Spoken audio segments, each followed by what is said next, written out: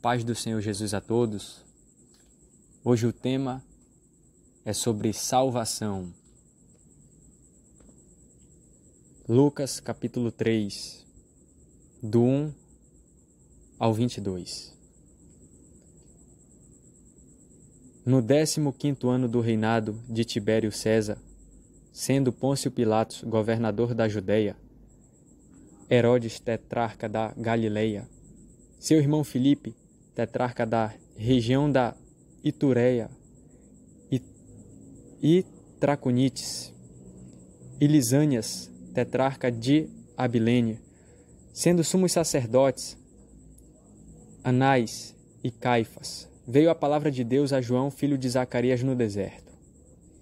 Ele percorreu toda a circunvizinhança do Jordão, pregando o batismo de arrependimento para a remissão de pecados, conforme está escrito no livro das palavras do profeta Isaías: voz do que clama no deserto, preparai o caminho do Senhor, endireitai as suas veredas. Todo vale será aterrado e nivelado, todos os montes e outeiros. Os caminhos tortuosos serão retificados e os escabrosos aplanados, e toda a carne verá a salvação de Deus. Dizia ele, pois, as multidões que saíam para serem batizadas: raça de víboras, quem vos induziu a fugir da ira vindoura? Produzi, pois, frutos dignos de arrependimento, e não comeceis a dizer entre vós mesmos: temos por pai Abraão, porque eu vos afirmo que destas pedras Deus pode suscitar filhos a Abraão. E também já está posto o machado à raiz das árvores. Toda árvore, pois, que não produz bom fruto é cortada e lançada ao fogo. Então as multidões o interrogavam, dizendo: que havemos, pois, de fazer? Respondeu-lhes: quem tiver 2 túnicas, reparta com quem não tem, e quem tiver comida, faça o mesmo. Foram também publicanos para serem batizados e perguntaram-lhe: mestre, que havemos de fazer? Respondeu-lhes: não cobreis mais do que o estipulado. Também soldados lhe perguntaram: e nós, que faremos? E ele lhes disse: a ninguém maltrateis, não deis denúncia falsa, e contentai-vos com o vosso soldo. Estando o povo na expectativa e discorrendo todos no seu íntimo a respeito de João, se não seria ele porventura o próprio Cristo, disse João a todos: eu na verdade vos batizo com água, mas vem o que é mais poderoso do que eu, do qual não sou digno de desatar-lhe as correias das sandálias. Ele vos batizará com o Espírito Santo e com fogo. A sua pá ele a tem na mão, para limpar completamente a sua eira e recolher o trigo no seu celeiro. Porém, queimará a palha em fogo inextinguível. Assim, pois, com muitas outras exortações, anunciava o evangelho ao povo. Mas Herodes, o tetrarca, sendo repreendido por ele por causa de Herodias, mulher de seu irmão, e por todas as maldades que o mesmo Herodes havia feito, acrescentou ainda sobre todas a de lançar João no cárcere. E aconteceu que, ao ser todo o povo batizado, também o foi Jesus. E estando ele a orar, o céu se abriu, e o Espírito Santo desceu sobre ele em forma corpórea como pomba. E ouviu-se uma voz do céu: tu és o meu filho amado, em ti me comprazo. Esse texto narra sobre um homem que anunciou o caminho antes do próprio Cristo vir.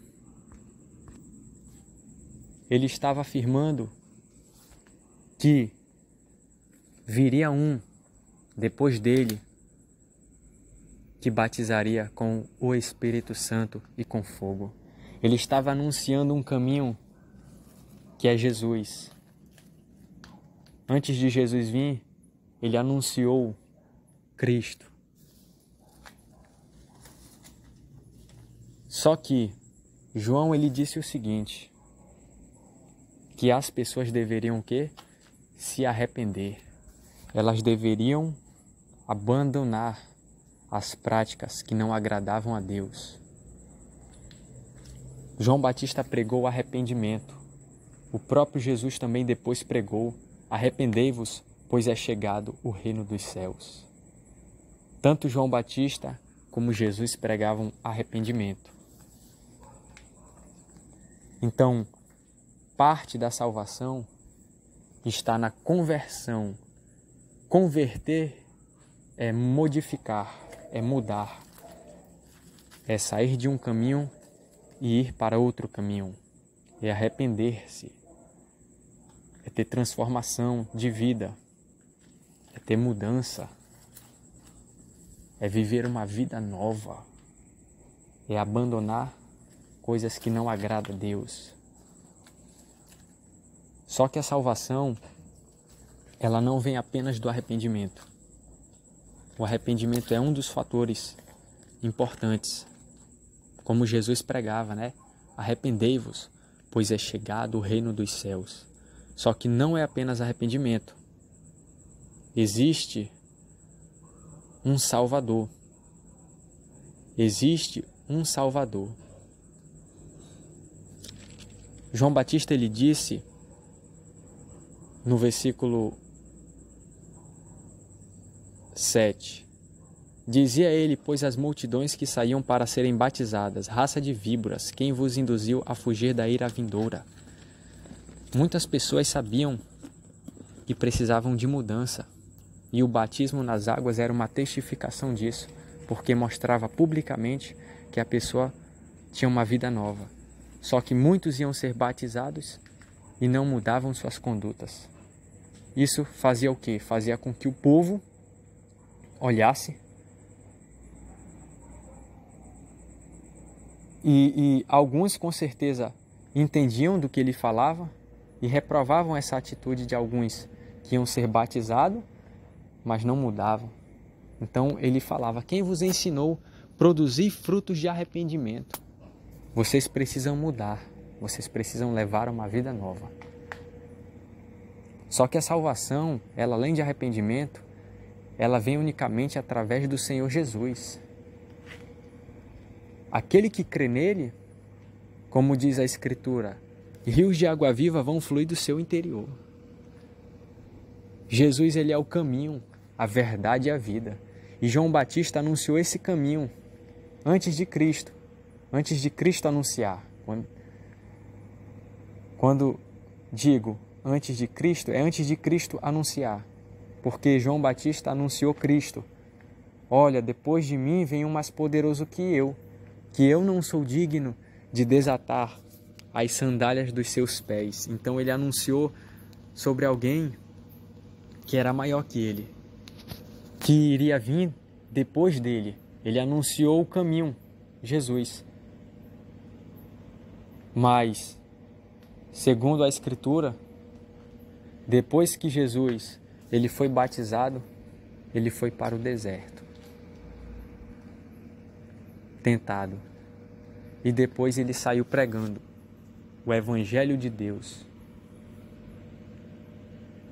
Tem que se ter muito cuidado, porque o que acontece? Tem surgido no meio cristão, no século 21, algo que dizem que é o Evangelho da Graça, que apresenta muitas verdades, porém, existem alguns enganos em alguns tipos de evangelho. Pegam algumas partes da Bíblia, partes que afirma que Jesus aniquilou o pecado na cruz, e dizem: se ele aniquilou o pecado, então o pecado não existe mais, porque o pecado era a transgressão da lei. Que lei? A lei de Moisés. Como Jesus anulou a lei de Moisés, de fato, então eles acham que hoje não existe mais pecado.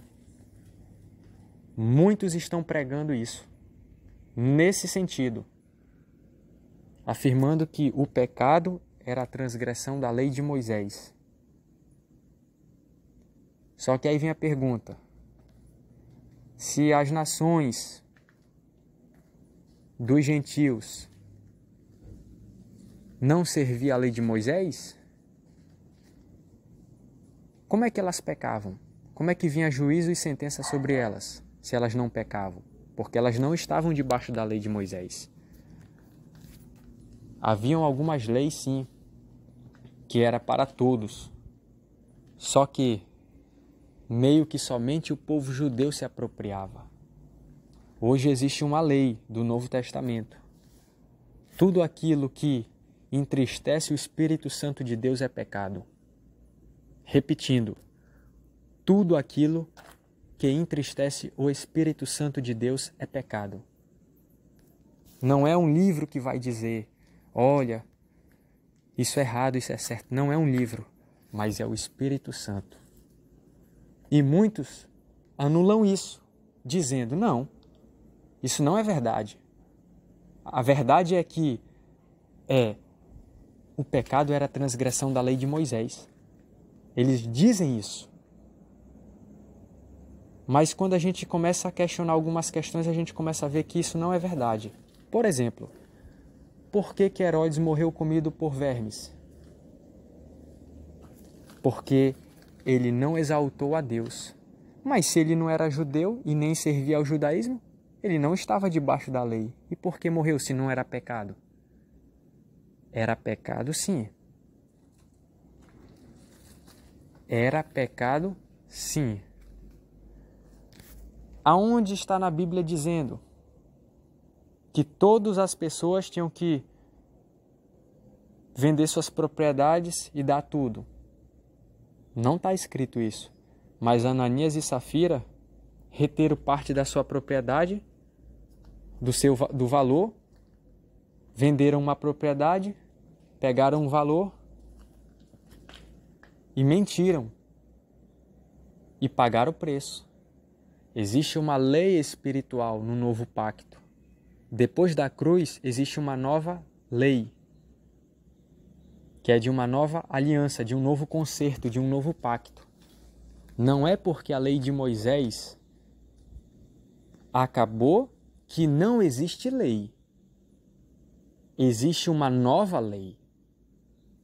E muitos estão negligenciando isso por quê? Porque não conseguem compreender que existe a antiga aliança e a nova aliança. Porque antes de Cristo vir, a salvação era dada pela obediência da lei, que foi dada para o povo de Israel por meio de Moisés. Então a salvação era adquirida de um jeito. Mas quando Cristo veio, a salvação é por graça. É pelo que Cristo fez. Mas mesmo que ele fez o que tinha que fazer, tem que ter arrependimento. Tem que ter uma mudança. Muitos dizem, mas ele levou na cruz. Então, não precisa se arrepender, porque ele já fez. Só que isso também é um engano que pregam aí. Porque ele já fez, mas é necessário a pessoa crer, se apossar pela fé. E eles querem dizer, algumas pessoas querem dizer o seguinte, não precisa ter fé, porque ele já fez, então não precisa fazer nada. Precisa sim, precisa crer, porque é por fé. Não é simplesmente dizer, é necessário crer no que ele fez. Então, a salvação, ela vem por Cristo, unicamente por Cristo. Porquanto só há um mediador entre Deus e os homens, a saber, Jesus. Só existe um mediador entre Deus e os homens, só um, que é Jesus. Não existem sacerdotes como intermediadores. O que existe são pessoas que estão bem com Deus e pelo fato de estarem bem, elas oram e Deus responde. Mas o acesso a Deus, ele está disponível a todos. Muitos estão buscando a salvação para os seus problemas nos templos, em reuniões com pessoas de Deus, mas a salvação da alma e dos problemas está unicamente em Cristo. Se houver verdadeiramente a conversão que Cristo quer, com toda certeza, a situação começa a mudar. Se verdadeiramente a pessoa estiver em Cristo, as coisas começam a mudar. A salvação está unicamente em Jesus. A paz do Senhor Jesus, que Deus abençoe a todos.